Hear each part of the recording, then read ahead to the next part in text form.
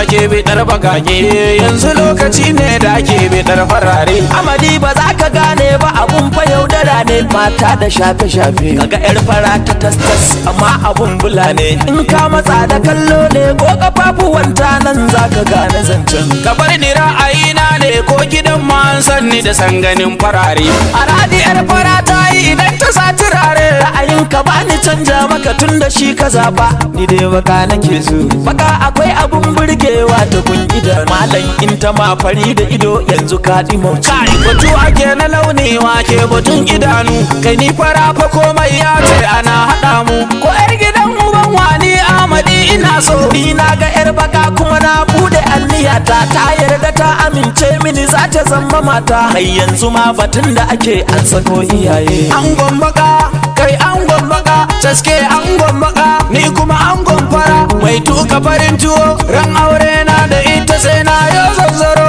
Kai ko fanni na lafiya an fiye san baka, kai ko fanni na ladabi auri kala baka. Ni na lura mai kula da miji sai baka, fannin kwalliya a sha kyawu sai baka. Kai maganar ka kuskure malam, farare na zuwa da alkhairi. In ka ki ko sai ka nemi labari, a sanar maka dan ka daina ikirari cewa wai yar bakar ka tafi fara, maganar ka karya ne.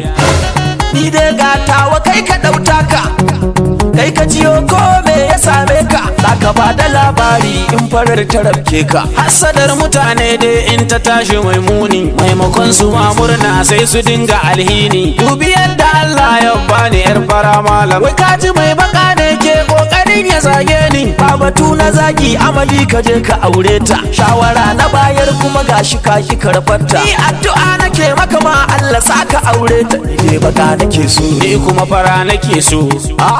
Sai yaya?